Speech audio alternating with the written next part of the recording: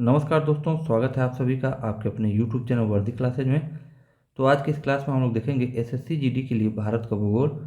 और यह जितने भी प्रश्न हैं ये सब प्रीवियस ईयर 2021 के प्रश्न हैं। तो चलिए शुरू करते हैं पहले प्रश्न से। पहला प्रश्न देखिए, आपका कह रहा है यहाँ पर कि सरयू नदी, ठीक है, सरयू नदी आपके किस नदी की सहायक नदी है। तो सरयू नदी जो है आपकी शारदा नदी की सहायक नदी है, इसलिए करेक्ट ऑप्शन आपका सी होगा। क्लियर। अगर हम बात करें सरयू नदी की, तो सरयू नदी का जो अन्य नाम है, सरयू नदी को घाघरा और मानस नंदिनी के नाम से भी जाना जाता है। किस नाम से? सरयू नदी को घाघरा और मानस नंदिनी के नाम से भी जाना जाता है। इस चीज़ को भी ध्यान में रखेंगे, घाघरा और मानस नंदिनी के नाम से भी जाना जाता है। और सरयू नदी के किनारे, ठीक है, उत्तर प्रदेश का एक प्रमुख शहर कौन सा? अयोध्या स्थित है। अयोध्या स्थित है। क्लियर। तो चलिए आगे देखते हैं। अगला प्रश्न दिया है, कदम बांध कदम नदी और, ठीक है, किस नदी के? गोदावरी नदी के संगम पर स्थित है। जो कदम बांध है ये आपका कदम नदी और गोदावरी नदी के संगम पर स्थित है, इसलिए करेक्ट ऑप्शन आपका बी होगा। अगर हम बात करें यहीं पे मैटूर बांध की, मैटूर बांध काफ़ी चर्चा में रहता है। तो जो मैटूर बांध है ये आपका है, इसका लोकेशन देखें तो ये तमिलनाडु राज्य में स्थित है और तमिलनाडु की सबसे बड़ी बांध है मैटूर बांध। आगे बात करते हैं, थार के रेगिस्तान की सबसे लंबी नदी निम्न में से कौन सी है। तो थार के रेगिस्तान की सबसे लंबी नदी आपकी लूनी नदी है। क्लियर। अगर लूनी नदी की उद्गम की बात करें तो यह आपकी अरावली रेंज की, ठीक है, अरावली रेंज की पुष्कर घाटी से, अरावली रेंज की पुष्कर घाटी से क्या है, निकलती है और थार रेगिस्तान के दक्षिण पूर्वी हिस्से से गुजरती है। कहने का मतलब है, अगर हम इसका मुहाना देखें तो यह कच्छ के रण में, ये अपना जल जो है कच्छ के रण में गिरा देती है। कच्छ के रण, ठीक है, कच्छ के रण में, जहाँ पे जंगली आपको गधे देखने को मिल सकते हैं, ठीक है, कच्छ के रण में गिरा देती है। चलिए आगे देखें, सरयू नदी निम्नलिखित में से किस राज्य में स्थित है। तो सरयू नदी आपका यूपी में स्थित है, जैसे अभी हमने बात की कि सरयू नदी किनारे स्थित तो आपका शहर है अयोध्या। अगला प्रश्न देखिए, देवप्रयाग में भागीरथी से मिलती है। देवप्रयाग में भागीरथी किससे मिलती है? तो बात करेंगे इसका यहाँ पे। तो देवप्रयाग में जो आपकी भागीरथी है वह मिलती है अलकनंदा से, इसलिए करेक्ट ऑप्शन आपका ये होगा। ठीक है। देवप्रयाग का अर्थ संस्कृत में ईश्वरीय संगम है। ठीक है। अलकनंदा नदी के पंच प्रयाग में से अंतिम है जहाँ अलकनंदा भागीरथी नदी से मिलती है। अच्छा, जब भागीरथी और अलकनंदा नदी मिल जाती है, ठीक है, इसके मिलने के बाद दोनों नदियाँ किस नाम से जाने लगती हैं? गंगा नदी के नाम से जानी जाती हैं। फिर किस नाम से? गंगा नदी के नाम से। ठीक है। चलिए आगे देखें, जवाई बांध जवाई नदी पर निर्मित एक जलाशय है, वह इनमें से किसकी सहायक नदी है? किसकी सहायक नदी है? वह आपकी लूनी नदी की सहायक नदी है। ठीक है।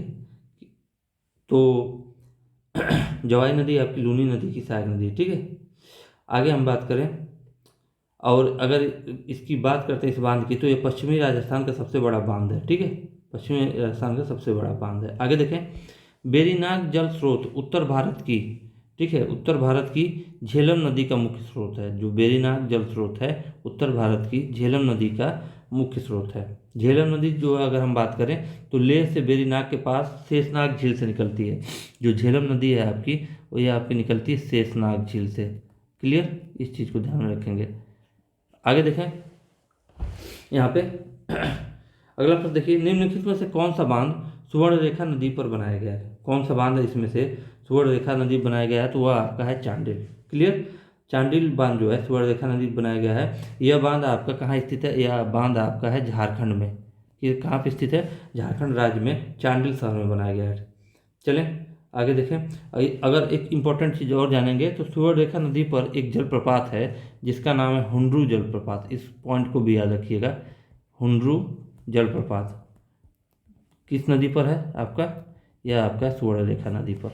आगे देखें, हंसदेव और जोंक नदियाँ भारत के किस राज्य में पाई जाती हैं? ठीक है, हंसदेव या हसदेव और जोंक नदियाँ भारत के छत्तीसगढ़ राज्य में पाई जाती हैं, इसलिए करेक्ट ऑप्शन आपका भी होगा। क्लियर। अच्छा, जोंक नदी का अगर हम उद्गम की बात करते हैं तो यह आपका महासमुद्र है। कहाँ है? इसका उद्गम जो है आपका महासमुद्र है। ठीक है। चलें आगे देखें, अगला प्रश्न है कि कबिनी नदी इनमें से किस नदी की महत्वपूर्ण सहायक नदी है? कबिनी नदी, तो कबिनी नदी गोदावरी की महत्वपूर्ण सहायक नदी है। ठीक है।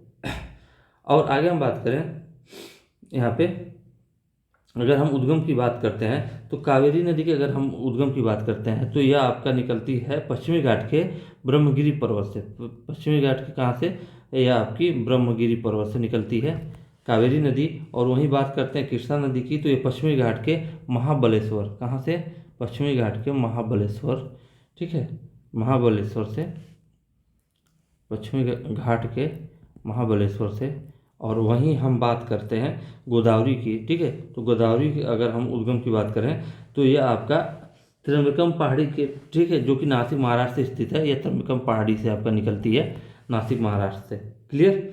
तो चलें आगे देखें अगला प्रश्न। निम्नलिखित में से कौन सी प्रायद्वीपीय भारत की पश्चिम की ओर बहने वाली सबसे बड़ी नदी है? प्रायद्वीपीय भारत की पश्चिम की ओर सबसे, इसको इंपॉर्टेंट करिएगा, इसको इंपॉर्टेंट करेंगे, ठीक है। प्रायद्वीपीय भारत की पश्चिम की ओर बहने वाली सबसे बड़ी नदी कौन सी है आपकी? बताएंगे यहाँ पर, ऑप्शन करें तो पश्चिम भारत की सबसे बड़ी नदी, प्रायद्वीपीय भारत की पश्चिम की ओर बहने वाली सबसे बड़ी नदी आपकी है नर्मदा नदी। इसलिए करेक्ट ऑप्शन आपका बी होगा। क्या हो जाएगा करेक्ट ऑप्शन? करेक्ट ऑप्शन आपका बी हो जाएगा। अच्छा, नर्मदा नदी को रेवा के नाम से भी जाना जाता है, ठीक है।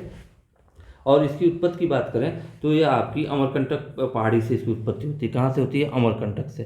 कहाँ से होती है आपकी इसकी उत्पत्ति? अमरकंटक से इसकी उत्पत्ति होती है। और अगर हम बात करें कृष्णा नदी का तो हम महाबलेश्वरम से होता ही है। कावेरी नदी का उद्गम स्थल ब्रह्मगिरी पर्वत है, यह तो ऊपर ही बात हुआ। और गोदावरी नदी का त्र्यंबकम पहाड़ी जो कि नासिक महाराष्ट्र में स्थित है। चले आगे देखें। निम्नलिखित में से कौन सी गोदावरी नदी की एक सहायक नदी है? तो गोदावरी नदी की सहायक नदी है वह है आपकी पेनगंगा, ठीक है। गोदावरी नदी जो है आपकी प्रायद्वीपीय भारत की नदियों में सबसे बड़ी और लंबी नदी है। तो देखिए एक चीज़ हम बात करें, गोदावरी नदी जो है आपकी प्रायद्वीपीय भारत की नदियों में सबसे, ठीक है, सबसे लंबी नदी है, सबसे लंबी नदी है। लेकिन अगर वही बोले कि पश्चिम की ओर, ठीक है, अगर प्रायद्वीपीय भारत की पश्चिम की ओर बहने वाली सबसे बड़ी नदी तो वह आपकी नर्मदा।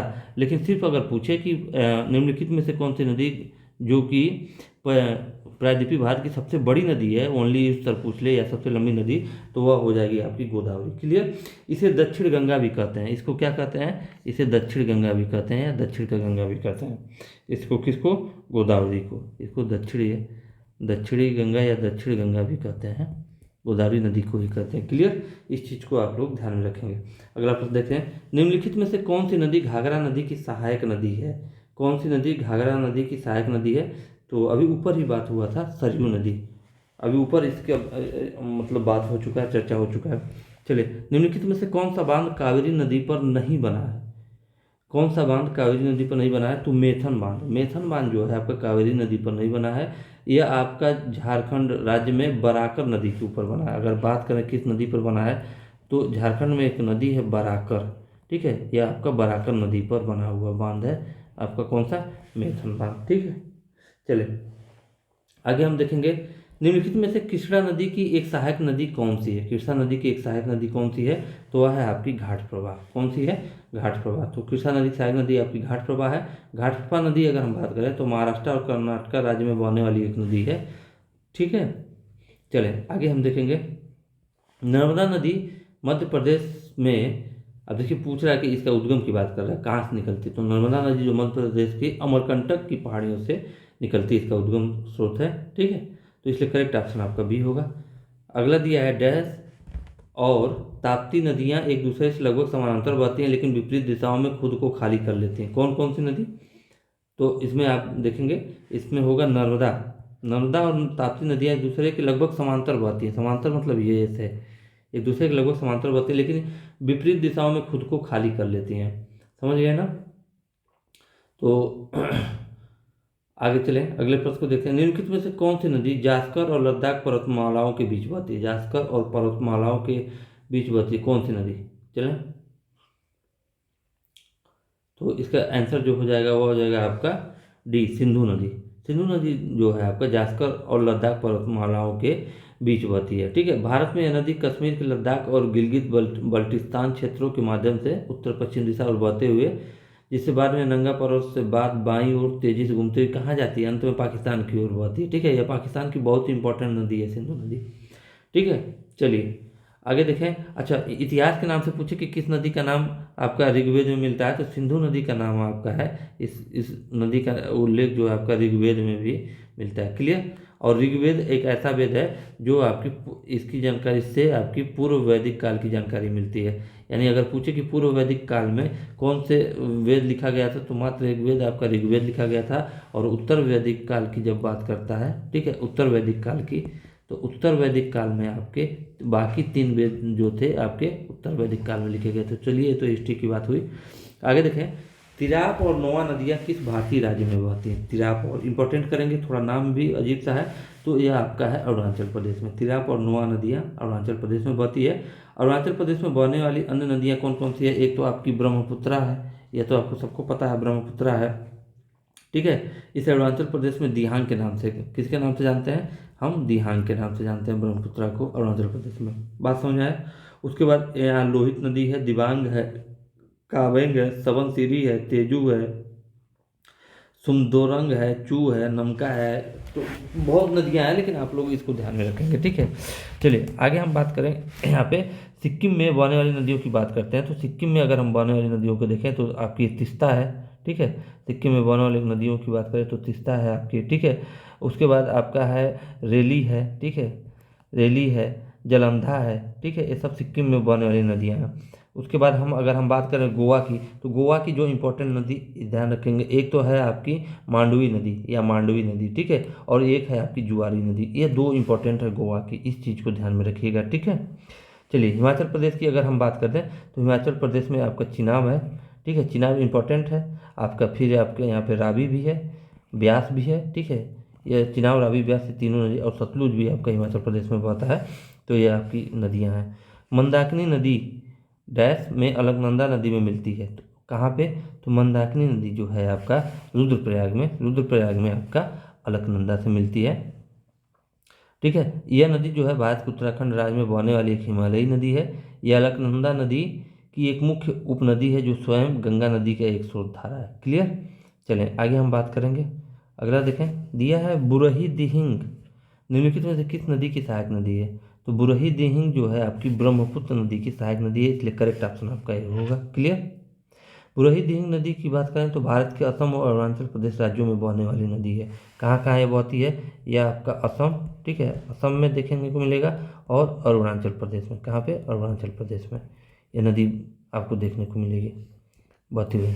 आगे देखें, महावेली गंगा इंपॉर्टेंट करेंगे, इस प्रश्न को इंपॉर्टेंट करेंगे। पूछ रहा है कि महावेली गंगा डायस की सबसे लंबी नदी है, तो कहाँ की सबसे लंबी नदी है आप बताएंगे इसका? तो जो महावेली गंगा है वो आपकी श्रीलंका की सबसे लंबी नदी है। क्लियर। अच्छा, महावेली गंगा की तुलना भारत की गंगा नदी से की जाती है, और इसे श्रीलंका की गंगा के नाम से भी जाना जाता है, महावेली गंगा को। आगे देखें, उमानंद असम में स्थित एक डैश क्या है? उमानंद जो है आपका असम में स्थित एक द्वीप है। क्या है? द्वीप है, जो ब्रह्मपुत्र नदी के बीच में स्थित एक छोटा सा द्वीप है। यह द्वीप कहाँ पे स्थित है? यह ब्रह्मपुत्र नदी के बीच में स्थित है आपका। अच्छा, और अगर हम बात करें इसकी संरचना के कारण अंग्रेजों द्वारा इसका नाम पीकॉक आइलैंड के रूप में नामित किया गया था। किस नाम से? इसी उमानंद को, आइलैंड का नाम आपका पीकॉक आइलैंड के नाम से अंग्रेजों के द्वारा, ठीक है, नामित किया गया था। आगे बात करें, बारालाचा दर्रे के दोनों किनारे पर से निकलने वाली 2 जलधाराएं चंद्र और भागा, ठीक है। एक धारा आपका चंद्र है और एक भागा मतलब आपकी धारा भागा है। निम्न में से कौन सी नदी बनाती है? तो चंद्र और भागा, ठीक है, जो धाराएं हैं कौन सी नदी बनाती है? तो यह आपकी बनाती है चिनाब नदी। तो करेक्ट ऑप्शन आपका बी होगा। क्लियर। यह आपकी बनाती है चिनाब नदी। भारत का, ठीक है, सबसे लंबा नदी पुल जिसको ढोला सदिया निम्नलिखित में से किस नदी पर बनाया गया? इसी ढोला सदिया पुल को भूपेन हजारिका पुल भी बोलते हैं। भूपेन हजारिका पुल, इसी पुल को बोलते हैं, ढोला सदिया पुल कहिए या भूपेन हजारिका पुल कहिए। यह आपका भारत का सबसे लंबा पुल है जो कि ब्रह्मपुत्र नदी पर, ठीक है, ब्रह्मपुत्र नदी पर बनाया जा रहा है, या बनाया जा क्या रहा है, बन गया है, ठीक है, ढोला सदिया पुल। अच्छा, अगला प्रश्न देखें, निम्न में से किस भारतीय राज्य को उसकी अनूठी स्थलाकृति के कारण लाल नदी और नीली पहाड़ियों की भूमि के नाम से जाना जाता है? किसे? वह जाना जाता है आपका असम को। तो असम को भारतीय राज्य को उसकी अनूठी स्थलाकृति के कारण लाल नदी और नीली पहाड़ियों की भूमि के नाम से जाना जाता है। अगर हम बात करें माँ कामाख्या की मंदिर, ठीक है, कामाख्या माँ की मंदिर जो है आपकी, ये भी आपकी असम राज्य में स्थित है। और हाफलोग हिल स्टेशन भी अगर बात करें ये आपकी असम में। तो असम से एक चीज़ और इम्पोर्टेंट अगर देखेंगे तो सबसे इम्पोर्टेंट क्या है, एक चीज़ पूछता है कि मानस राष्ट्रीय पार्क, ठीक है, मानस, ठीक है, नेशनल पार्क आपका कहाँ स्थित है, ये आपका असम में स्थित है, जो एक सींग वाले गैंडे के लिए प्रसिद्ध है। नहीं, यह आपका मानस है। काजीरंगा जो है, काजीरंगा नेशनल पार्क जो है, यह आपका एक सींग वाले गैंडे के लिए प्रसिद्ध है। यह भी कहाँ पे है, आपका असम में है, ठीक है। चलें, और इसको विश्व की धरोहर सूची में भी शामिल किया गया है, विश्व की, ठीक है, विश्व की धरोहर सूची में भी शामिल किया गया है। आगे हम देखें, एक द्रुमाकृति अपवाह पैटर्न डैश, ठीक है, एक द्रुमाकृति अपवाह पैटर्न कब बनता है, यहाँ पे हम देखेंगे तो जब नदी सरड़ी मैदान क्षेत्र के ढलान के साथ साथ प्रवाहित होती है और इसकी सहायक नदियों के साथ एक वृक्ष की शाखाओं जैसी दिखाई देती है, तो इसलिए करेक्ट ऑप्शन आपका ये होगा।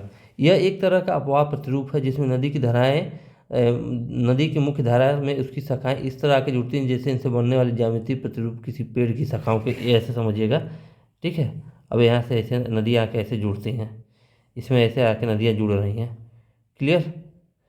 तो यही प्रतिरूप की बात कर रहा है। चले आगे देखें।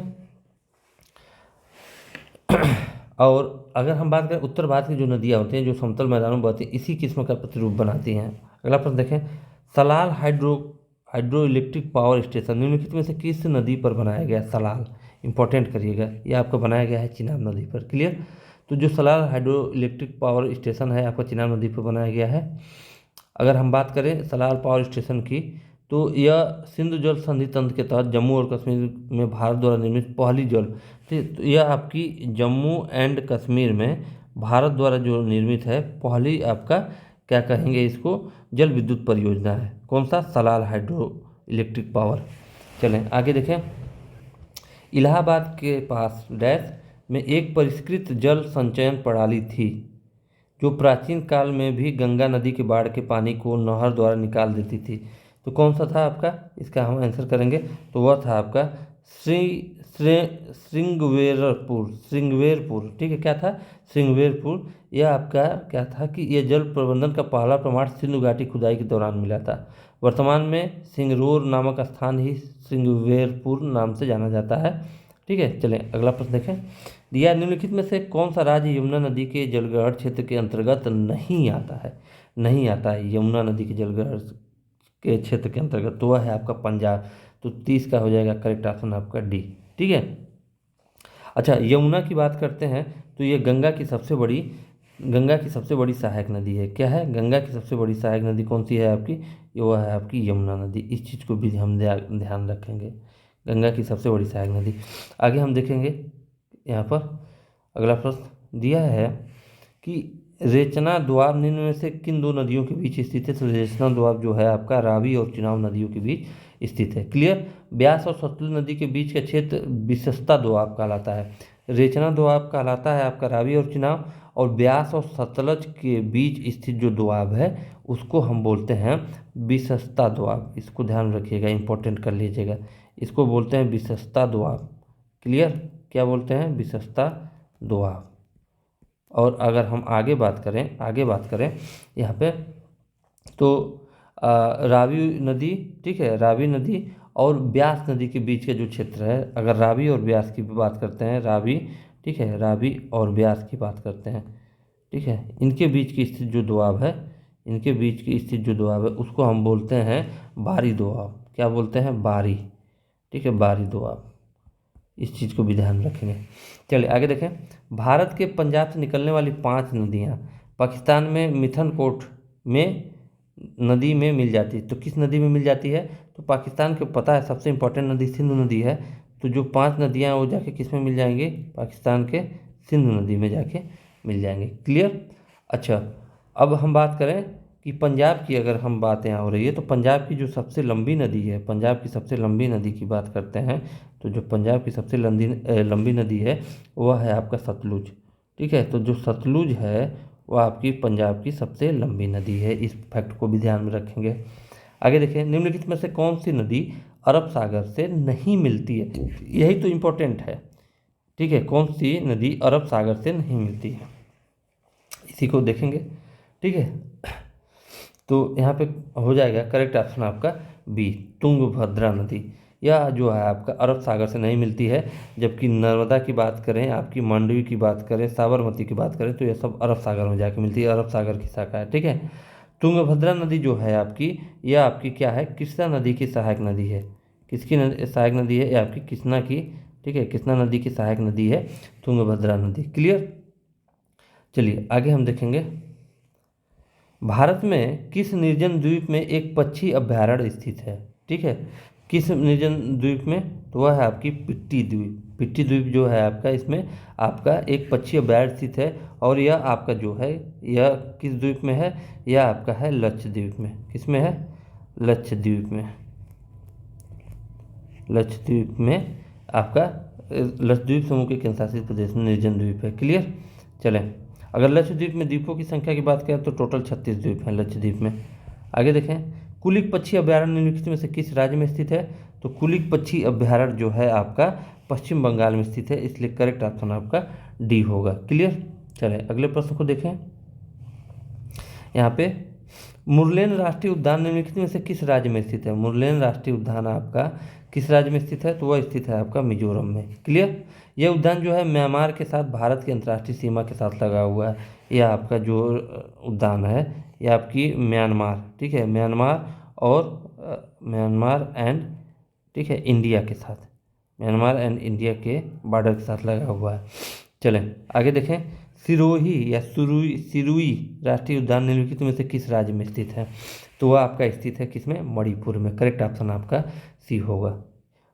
और अगर हम बात करें तो यह जो राष्ट्रीय उद्यान है, यह आपकी इम्फाल शहर के निकट स्थित है, और यह भी भारत और म्यांमार, ठीक है, भारत और म्यांमार की सीमा पर स्थित है। आगे देखें, सिमलीपाल राष्ट्रीय उद्यान, इंपॉर्टेंट करेंगे, अक्सर पूछ लेता है। सिमलीपाल राष्ट्रीय उद्यान आपका निम्नलिखित में से किस राज्य में स्थित है? तो सिमलीपाल राष्ट्रीय उद्यान आपका स्थित है उड़ीसा में। ठीक है। अच्छा, यह उद्यान क्या है? एक हाथी अभ्यारण्य है। यह उद्यान जो है आपका किसके लिए फेमस है? हाथियों के लिए। यह आपका उद्यान जो है एक हाथी अभ्यारण्य है। क्लियर। चलें आगे हम देखें, नागझीरा टाइगर रिजर्व में स्थित है। नागझीरा टाइगर रिजर्व जो है आपका कहाँ स्थित है? महाराष्ट्र में स्थित है। करेक्ट ऑप्शन आपका सी हो जाएगा। क्लियर। चलें अगले प्रश्न देखें, पक्के बांध या पक्के टाइगर रिजर्व जिसको बोलते हैं, पक्के बाघ अभ्यारण्य निम्नलिखित में से किस राज्य में स्थित है? तो पक्के बाघ जो अभ्यारण्य है वो आपका स्थित है अरुणाचल प्रदेश में। ठीक है। यह अभ्यारण्य अरुणाचल प्रदेश के पर्यावरण और वन विभाग द्वारा संचालित किया जाता है, और इस अभ्यारण्य की स्थापना 1966 में की गई थी। यह अभ्यारण्य जो है भारत के प्रोजेक्ट टाइगर कार्यक्रम का एक भाग है। ठीक है। यह जो अभ्यारण्य है भारत के प्रोजेक्ट टाइगर, ठीक है, प्रोजेक्ट टाइगर जो योजना है उसका यह क्या है? आपका एक भाग है, उस पहल का एक भाग है प्रोजेक्ट टाइगर योजना का। ठीक है। चले आगे हम देखेंगे, अगला प्रश्न कर रहा है कि चंपानेर पावागढ़ पुरातात्विक उद्यान किस राज्य में स्थित है? तो चंपानेर पावागढ़ पुरातात्विक उद्यान आपका गुजरात राज्य में स्थित है, इसलिए करेक्ट ऑप्शन आपका बी होगा। ठीक है। चलें अगर हम बात करें चंपानेर पावागढ़ पुरातात्विक उद्यान, इसको यूनेस्को द्वारा, किसके द्वारा? यूनेस्को द्वारा आपका विश्व की, ठीक है, धरोहर स्थल घोषित किया गया है, और यह पुरातात्विक उद्यान भारत में गुजरात के पंचमहल जिले में स्थित है। कहाँ पे स्थित है? गुजरात के आपके अगर हम बात करें तो पंचमहल, ठीक है, पंचमहल जिले में स्थित है। आगे दिया है रंगनथिट्टू पक्षी अभ्यारण्य कहाँ स्थित है? रंगनथिट्टू जो पक्षी अभ्यारण्य है वो आपका स्थित है कर्नाटक में, इसलिए करेक्ट ऑप्शन आपका बी हो जाएगा। ठीक है। अच्छा, यह अभ्यारण्य अगर हम बात करें किस नदी के किनारे स्थित है, तो यह आपकी जो नदी की बात जब कर दे तो यह अभ्यारण्य आपका कावेरी नदी के किनारे स्थित है। किस नदी के किनारे? कावेरी नदी के किनारे स्थित है। चलिए अगले प्रश्न को देखेंगे। अगला प्रश्न दिया, लाल मिट्टी के लाल रंग का होने का कारण क्या है? तो लाल मिट्टी के लाल रंग होने का कारण है क्रिस्टली और मेटामॉर्फिक चट्टानों में लोहे की व्याप्ति। चले आगे देखिए, अगला प्रश्न कर रहा है, चाय और काफ़ी उगाने के लिए कौन सी मिट्टी बहुत उपयोगी है? चाय और काफ़ी उगाने के लिए, ठीक है, तो चाय और काफ़ी उगाने के लिए इंपॉर्टेंट मिट्टी जो है आपकी लेटेराइट मिट्टी है। लेटेराइट मिट्टी की अगर हम बात करें तो इसमें आयरन, ठीक है, एक तो आयरन और दूसरा आपका है सिलिका। आयरन और सिलिका क्या है, इसमें प्रचुर मात्रा में पाई जाती है आयरन और सिलिका लेटेराइट में। क्लियर। गहरी लाल लेटेराइट मिट्टी में आयरन ऑक्साइड तथा पोटास की बहुलता पाई जाती है, लेकिन इस मिट्टी में उर्वरक जो उसमें फर्टिलिटी होती है वो प्रायः कम होती है। चलिए आगे देखें। भूमि से घिरा हुआ भारत का सबसे बड़ा बंदरगाह निम्न में से कौन सा है? तो भूमि से घिरा हुआ भारत का सबसे बड़ा बंदरगाह आपका है विशाखापट्टनम। ठीक है, तो करेक्ट ऑप्शन आपका डी होगा। क्लियर। चलिए आगे हम देखें। अगर सिंपल सा सीधे पूछे भारत का सबसे बड़ा बंदरगाह की सिर्फ बात करें तो आपका है वो हो जाएगा जवाहरलाल नेहरू, ठीक है, अंतर्राष्ट्रीय बंदरगाह। ये कहाँ पे है? मुंबई में है। कहाँ पे है? मुंबई में। इस चीज़ को ध्यान में रखेंगे। क्लियर। चलिए आगे देखें। 2011 की जनगणना के अनुसार भारत में मुसलमानों का कुल कितना प्रतिशत है? तो 2011 की जनगणना के अनुसार भारत में कुल मुसलमानों का प्रतिशत जो था 14.2%, और हिंदू धर्म को मानने वालों की बात करें तो 79.80% के लगभग था। क्लियर। इस चीज़ को ध्यान में रखेंगे। आगे देखिए। निम्नलिखित में से कौन सा एक लौह खनिज है? ठीक है, निम्नलिखित में से कौन सा एक लौह खनिज है? तो आपका मैग्नीज। मैग्नीज क्या है? एक प्रकार का लौह खनिज है। ठीक है, तो लौह खनिज अगर हम बात करें तो धारवाड़ और प्रायद्वीपीय भारत के कडप्पा रॉक सिस्टम से प्राप्त होते हैं। क्लियर। चलिए अगर हम बात करें मैग्नेटाइट लौह अयस्क की, मैग्नेटाइट लौह अयस्क की, तो यह आपका क्या है? एक अच्छा लौह अयस्क है जिसमें लगभग 72 से 73% तक का क्या होता है? 72 से 73% लोहा पाया जाता है। निम्नलिखित में से कौन से खनिज अधात्विक खनिजों की श्रेणी में नहीं आता है? कौन सा खनिज? तो अधात्विक तो वह है आपका बॉक्साइट। जो बॉक्साइट खनिज है यह अधात्विक खनिजों की श्रेणी में नहीं आता है, क्योंकि इस खनिज से एल्युमिनियम धातु प्राप्त होती है। ठीक है, तो यह अधात्विक में नहीं आता। बाकी अभ्रक, लाइमस्टोन, जिप्सम ये सब अधात्विक है, यानी धातु नहीं है, धात्विक नहीं है। क्लियर। चले आगे हम देखें। अगर हम बात करते हैं बॉक्साइट की, तो इसका सबसे बड़ा उत्पादक राज्य कौन सा है? उड़ीसा। बॉक्साइट के सबसे बड़ा उत्पादक राज्य की अगर बात करें तो वह है आपका उड़ीसा। चलिए भारत में निम्नलिखित में से किस राज्य में सोने का भंडार है? सोने का भंडार पूछा है, तो आपका स्थित है आपका कर्नाटक। ऑप्शन डी आपका करेक्ट होगा, जो कि केजीएफ के नाम से भी पहले जानते थे। तो कोलार क्षेत्र भारत की सबसे पुरानी, ठीक है, खान है, जिसको केजीएफ कोलार गोल्ड फील्ड के नाम से जानते हैं, जिसपे मूवी भी बनी थी। ठीक है। अच्छा, 2001 के बाद इसको बंद कर दिया गया। निम्नलिखित में से कौन सा ऊर्जा एक पारंपरिक स्रोत है? बहुत ही आसान सा प्रश्न और बहुत ही सुंदर सा प्रश्न।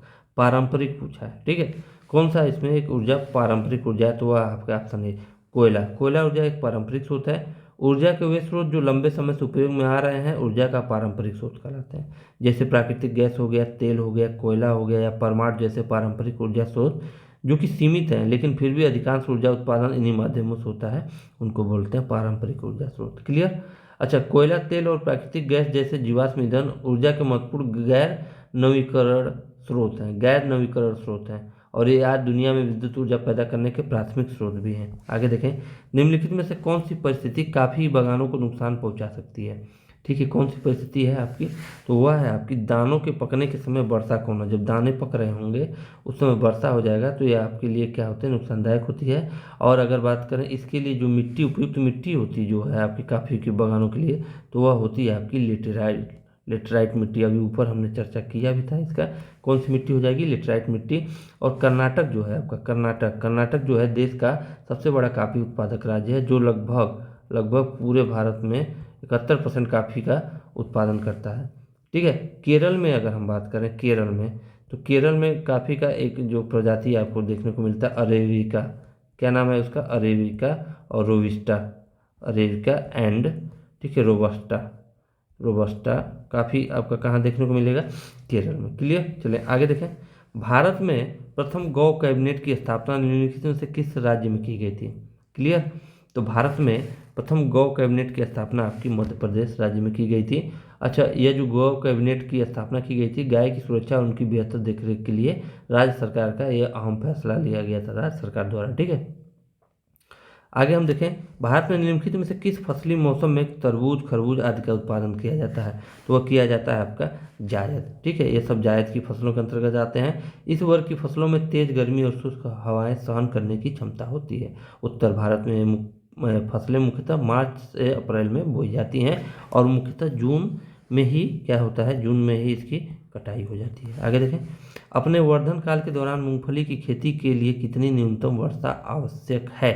कितनी न्यूनतम वर्षा? लगभग 50 से 125 सेंटीमीटर। अगर हम बात करें, यह खरीफ और जायद दोनों में उगाई जाने वाली फसल है। यह जो मूंगफली है आपकी, यह आप खरीफ फसल में भी उगा सकते हैं और जायद फसल के मौसम में भी आप उगा सकते हैं। ये दोनों में उगाई जाने वाली आपकी फसल है, ठीक है। और अगर आप बात करें मूंगफली अनुसंधान केंद्र की बात कर लेता है, मूंगफली अनुसंधान केंद्र की अगर बात करता है तो आपका कहाँ स्थित है? वह आपका स्थित है यहाँ पे जूनागढ़। जूनागढ़ कहाँ हुआ है आपका? जूनागढ़ आपका गुजरात में स्थित है। क्लियर? आगे देखें, खरीफ के इनमें से किस फसल को भोजन और चारे दोनों के रूप में इस्तेमाल किया जाता है? भोजन और चारे दोनों के रूप में, तो वह है आपका मक्का, ठीक है। तो खरीफ की फसल मक्का को भोजन और चारे दोनों के रूप में इस्तेमाल किया जाता है। और खरीफ की फसल की बात करें तो इसकी जून और जुलाई में, ठीक है, जून से जुलाई में बुआई होती है किसकी? खरीफ फसल की। क्लियर? अच्छा, जो ज्वार है खरीफ की मुख्य फसलों में से एक है। और अगर हम बात करें गेहूं की, तो विश्व में गेहूं का सर्वाधिक उत्पादन करने वाला देश चीन है और भारत का स्थान आपका दूसरा है। सबसे ज़्यादा उत्पादन करता है चीन और सेकेंड नंबर पे आपका है, सेकेंड नंबर पे भारत गेहूं उत्पादन में। आगे देखिए, निम्नलिखित में से कौन सी खरीफ फसल है? पूछा है निम्नलिखित में से कौन सी खरीफ फसल है, तो कौन सी खरीफ फसल है? तो अभी ऊपर ही बात हुआ था मूंगफली, ठीक है। तो मूंगफली क्या है? आपकी खरीफ फसल है। क्लियर? चलें आगे देखें, तमिलनाडु, आंध्र प्रदेश और केरल में पाई जाने वाली किस प्रकार की मिट्टी काजू जैसी फसलों के लिए सबसे उपयुक्त होती है? तो वह है आपका लाल लेटेराइट मिट्टी। इसलिए करेक्ट ऑप्शन आपका ये होगा। पंजाब का निम्नलिखित में से कौन सा त्यौहार पारंपरिक रूप से रबी फसलों की कटाई से संबंधित है? तो वह है आपका बैसाखी। बहुत ही आसान सा प्रश्न है, इंपॉर्टेंट प्रश्न है। चलें, अगर बात करें बैसाखी की बात, तो यह महीने का पहला दिन है, ठीक है। बैसाखी जो है वैशाख महीने का पहला दिन है यह, और आमतौर पर उत्सव हर वर्ष 13 या 14 अप्रैल को मनाया जाता है। आगे देखें, चावल की खेती की जाबो प्रणाली भारत के इनमें से किस राज्य में प्रचलित है, जो कि जल संचयन की एक स्वदेशी विधि है? तो कौन सी है आपकी? वह आपका होता है नागालैंड में। ऑप्शन डी आपका करेक्ट होगा। क्लियर? क्या है? नागा। तो जाबो शब्द का अर्थ क्या होता है? अपवाह को रोकना। जाबो शब्द का अगर हम अर्थ की बात करें तो यह होता है आपका अपवाह को रोकना, ठीक है, अफवाह को रोकना। इस चीज़ को ध्यान में रखेंगे, अफवाह को रोकना। चलें आगे देखें, निम्नलिखित में से किस फसल के उत्पादन के लिए प्रति हेक्टेयर अधिकतम पानी की आवश्यकता होती है? सबसे अधिक पानी की आवश्यकता किसके लिए होगी? इन फसलों में से जो दिया है तो उसमें है आपका गन्ना का, ठीक है। उत्पादन के लिए पानी की आवश्यकता सर्वाधिक होगी, ठीक है। चलिए, और अगर हम बात करें गन्ने उत्पादन में सबसे ज़्यादा कौन है? नंबर 1 पे है आपका ब्राज़ील गन्ना उत्पादन में। क्लियर? क्या है? ब्राज़ील।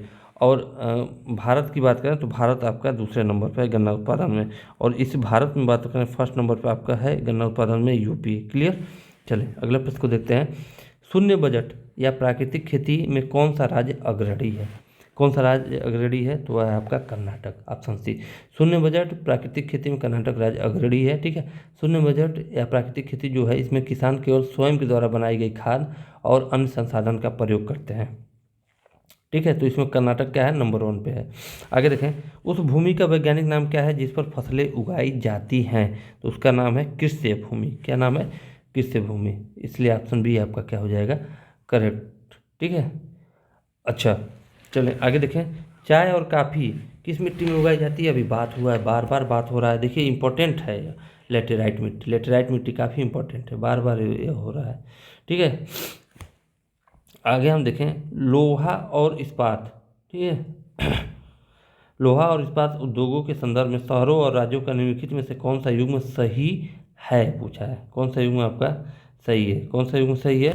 तो अगर हम बात करें, भिलाई जो है आपका छत्तीसगढ़, या आपका जो मतलब उत्पादन में यह युग्म आपका सही है। जो भिलाई है, ठीक है, ये आपका छत्तीसगढ़ में स्थित है। जो भिलाई इस्पात संयंत्र है ये आपका छत्तीसगढ़ में है, जो कि स्थापना 1955 में सोवियत संघ की सहायता से हुआ था। तो कभी कभी ये पूछ लेता जो भिलाई इस्पात संयंत्र है ये किसकी सहायता से हुआ था? तो यह हुआ था आपका सोवियत संघ, ठीक है, यानी रसिया की सहायता से, सोवियत संघ की सहायता से हुआ था, सोवियत संघ की सहायता से हुआ था। क्लियर? उसके बाद हम बात करते हैं दुर्गापुर। तो दुर्गापुर जो है आपका यह स्थित है आपका असम में नहीं, पश्चिम बंगाल में। कहाँ स्थित है आपका? पश्चिम बंगाल में। यह आपका स्थित है पश्चिम बंगाल में। और यह जो आपका मतलब यह जो स्थापित हुआ था किसकी सहायता से, यह स्थापित हुआ था आपका ब्रिटेन की सहायता से। किसकी सहायता से? ब्रिटेन की सहायता से। इस चीज़ को ध्यान रखेंगे। क्लियर? पश्चिम बंगाल।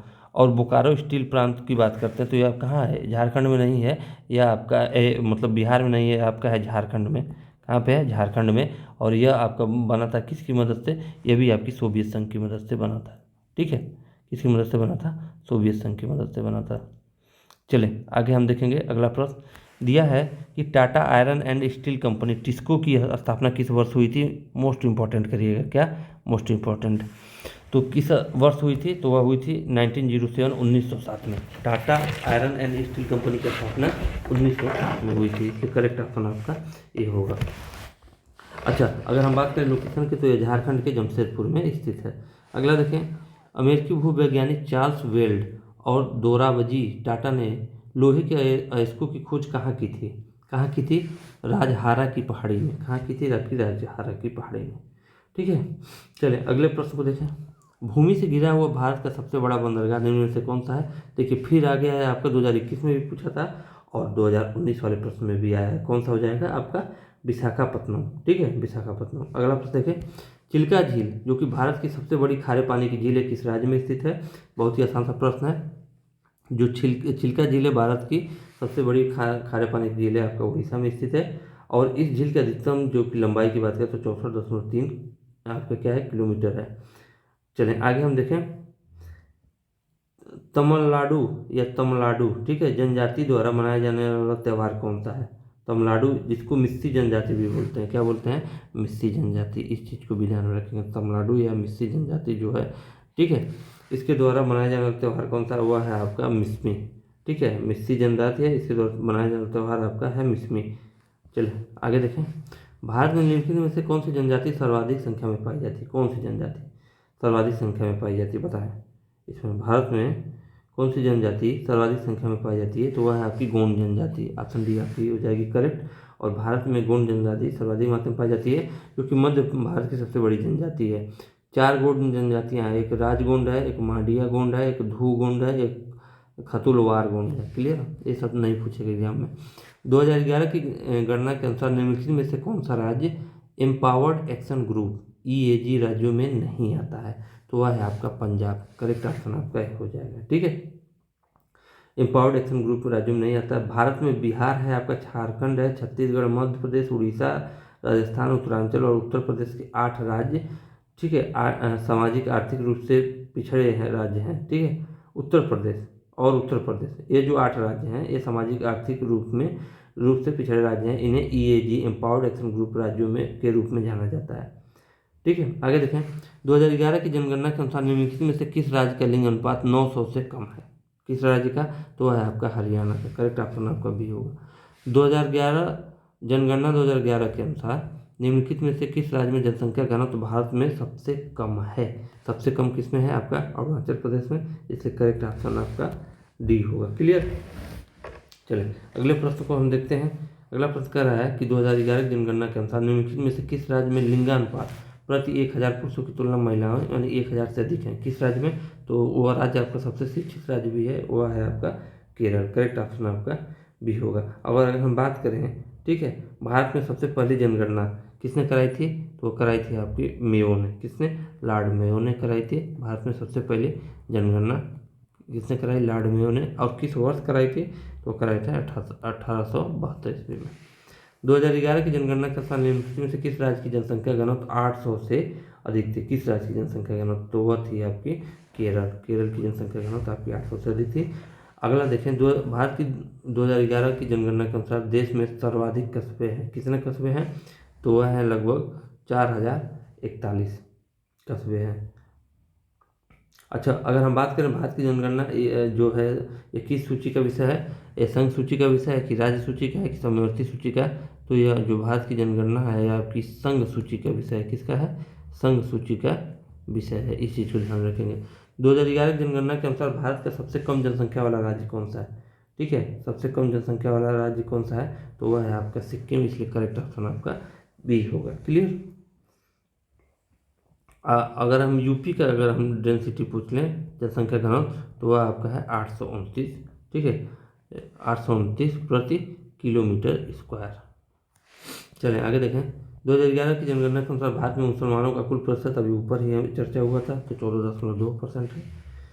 आगे हम देखें, निम्नलिखित में से कौन सी भारत की नदियों को आपस में जोड़ने वाली प्रथम परियोजना है, तो वह है आपकी केन बेतवा परियोजना, ठीक है। केन बेतवा जो है भारत की नदियों को आपस में जोड़ने वाली प्रथम परियोजना है। इस परियोजना को 2016 में वन्य जीव योजना के रूप में मंजूरी मिली थी। क्लियर। चलें आगे देखें। दिल्ली, मुंबई, चेन्नई और कोलकाता के 4 प्रमुख शहरों को जोड़ने वाला जो स्वर्णिम चतुर्भुज है, ठीक है, इनको जोड़ने वाला जो स्वर्णिम चतुर्भुज है, तो पूछा है क्या कि इस परियोजना का हिस्सा है चतुर्भुज, तो कौन परियोजना का हिस्सा है, वो आपका है भारतमाला है। तो ये आपका जो दिल्ली, मुंबई, चेन्नई और कोलकाता के 4 प्रमुख शहरों को जोड़ने वाला जो स्वर्णिम चतुर्भुज है, ये आपका भारतमाला परियोजना का हिस्सा है। भारत में हिम तेंदुआ जो स्नो लियोपार्ड जिसको बोलते हैं, लियोपार्ड परियोजना की शुरुआत की गई थी भारत में, हिम तेंदुआ, ठीक है। तो किस वर्ष की गई थी, तो वह की गई थी आपकी 2009 में, इसलिए करेक्ट ऑप्शन आपका ए होगा, क्योंकि IUCN की विश्व संरक्षण प्रजाति की रेड लिस्ट में भी यह हिम तेंदुआ शामिल हो गए थे। अगर हम बात करें भारत का सबसे बड़ा नेशनल पार्क है, तो वो आपका हेमिस नेशनल पार्क है, जो कि आपका कहाँ स्थित है, लद्दाख में। हेमिस नेशनल पार्क आपका लद्दाख में स्थित है, ठीक है। अगला देखें, मैथन बांध किस राज्य में स्थित है, तो मैथन बांध आपका झारखंड में स्थित है, करेक्ट ऑप्शन आपका बी होगा। केंद्रीय जूट प्रौद्योगिकी अनुसंधान संस्थान कहाँ पे स्थित है, तो केंद्रीय जूट प्रौद्योगिकी अनुसंधान संस्थान जो है आपका, वह स्थित है आपका कहाँ पे, यहाँ पे, इसका करेक्ट ऑप्शन हो जाएगा पश्चिम बंगाल, ठीक है। नई दिल्ली, मुंबई, कोलकाता, पश्चिम बंगाल, कोलकाता जो है आपका पश्चिम बंगाल में ही है, तो कोलकाता हो जाएगा, करेक्ट ऑप्शन आपका सी हो जाएगा।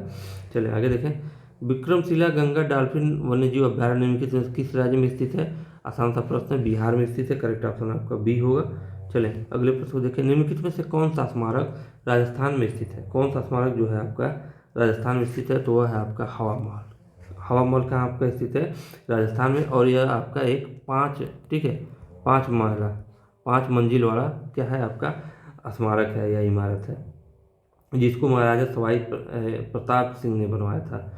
आगे हम देखें कि मानिका बत्रा एक प्रसिद्ध भारतीय क्या है, तो मानिका बत्रा जो है एक प्रसिद्ध भारतीय टेबल टेनिस खिलाड़ी हैं, क्या है, टेबल टेनिस खिलाड़ी, इसलिए आपका करेक्ट हो जाएगा। अगला देखें।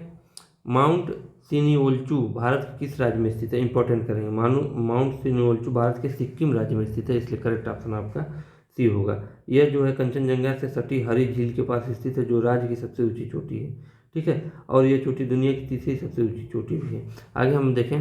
भारत के निम्नलिखित में से किस राज्य में ब्लैक होल स्मारक स्थित है, ब्लैक होल स्मारक किस राज्य में स्थित है, वो स्थित है आपका पश्चिम बंगाल में। क्लियर, किस में स्थित है, क्योंकि इस ब्लैक होल दुर्घटना में फोर्ट विलियम के 146 बंदियों को 20 जून 1756 की रात को 18 फुट लंबे और 14 फुट 10 इंच चौड़े कमरे में बंद कर दिया गया था, जिसमें से 21 जून 1756 की सुबह इनमें से सिर्फ 23 व्यक्ति जीवित थे।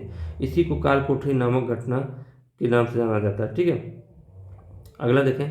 राष्ट्रीय नमक सत्याग्रह स्मारक कहाँ स्थित है, तो आपका स्थित है गुजरात में, करेक्ट ऑप्शन आपका ए होगा। नमक सत्याग्रह या दांडी मार्च 1930 में हुआ था, ठीक है, और यह आपका नमक जो आपके ब्रिटिश नमक कानून के विरुद्ध में नमक सत्याग्रह किया गया था। Indira Gandhi memorial tulip garden जो एशिया की सबसे बड़ी ट्यूलिप गार्डन है, कहाँ स्थित है, तो वो आपका स्थित है कहाँ पे, श्रीनगर में। कहाँ पे स्थित है, श्रीनगर में। अगला देखें। निम्नलिखित में से कौन सा हिल स्टेशन या पर्वतीय स्थल, जिसको हिल स्टेशन के हिंदी बोलते हैं, मध्य हिमालय में स्थित है, तो वह आपका है दार्जिलिंग, ठीक है। ये आप कहाँ पे स्थित है, आपका मध्य हिमालय में, और लोकेशन की बात करें तो ये आपका है पश्चिम बंगाल में, ठीक है। कहाँ पे आपका, पश्चिम बंगाल में। अगला देखें। दिया है हजारद्वारी महल स्थित है, हजारद्वारी महल स्थित है आपका मुर्शिदाबाद में, करेक्ट ऑप्शन आपका ए होगा, ठीक है। चलें अगला प्रश्न देखें। निम्नलिखित में से किस राज्य में यूमथांग घाटी स्थित है, यूमथांग घाटी आपका स्थित है सिक्किम में, इसलिए करेक्ट ऑप्शन आपका सी होगा, करेक्ट ऑप्शन आपका सी होगा।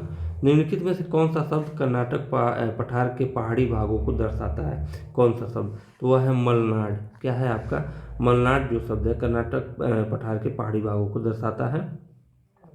आगे हम देखेंगे।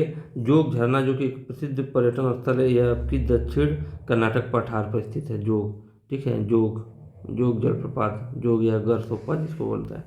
आगे देखें तो यह प्रश्न यही समाप्त होता है। ठीक है, तो आशा करते हैं वीडियो आप लोगों को बहुत ही अच्छी लगी होगी। फिर मिलेंगे अगली वीडियो में, तब तक के लिए जय हिंद जय भारत।